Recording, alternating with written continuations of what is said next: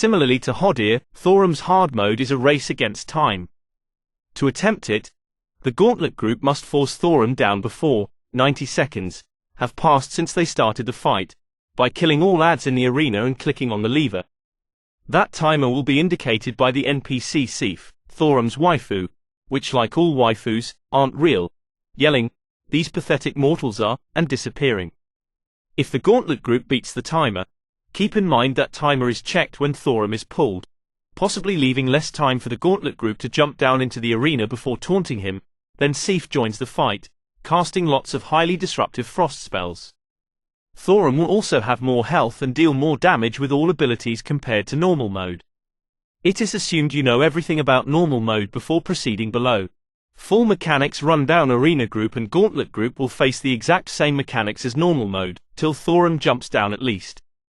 The keys to make Gauntlet faster are the following: more DPS, a better focus on acolytes, minimizing downtime, which could happen for instance if the DPS have to move out of a fire, i.e., reducing the DPS, pulling the second mini-boss while a few adds remain and cleave them, as long as the tank doesn't die, using nitro boosts for the last corridor if time is running out.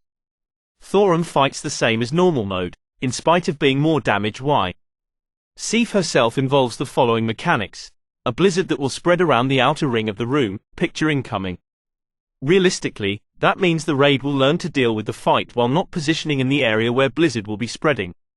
It is technically possible to move in and out of the blizzard zone, depending on where the blizzard actually is, but is not recommended. The reduced remaining area is enough to deal with the mechanics, if done properly. Frostbolt volleys with no cast time. They deal high damage and can be lethal when combined with other mechanics, like a chain lightning on 2 players. Very reactive frost AMs or DSACs are very worth being used here, even though the projectiles reach their target fast.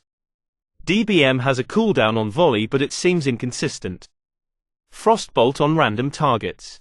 Rarely lethal unless combined with 2+ other sources of damage.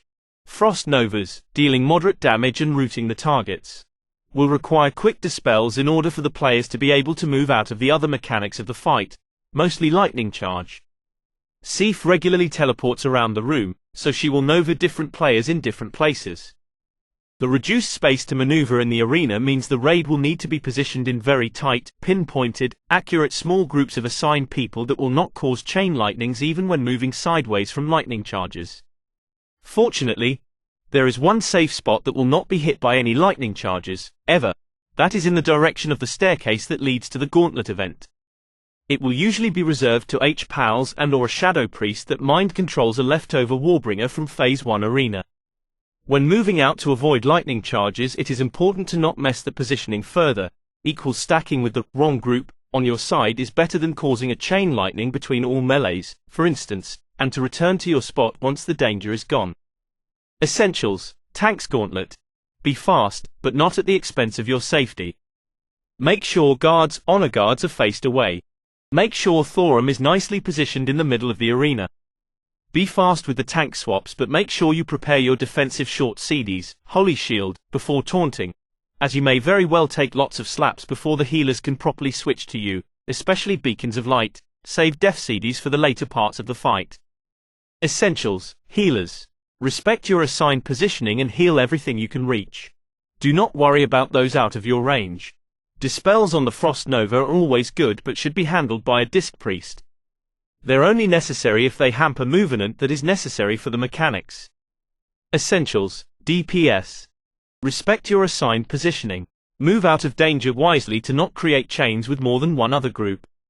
Pump hard, as this can be a tight DPS race if other DPS die, which will very likely happen even if they play right. Warlocks. Place your portal on your assigned spot before going into the Gauntlet. It still be here when Gauntlet is cleared and it'll remind you of where to be. Special assignments: 2 players will receive the safe spot. Everyone else will have an assigned spot anyway. Melees will be split in 3 groups which usually will merge into 2 when the third group has to move out of lightning charge.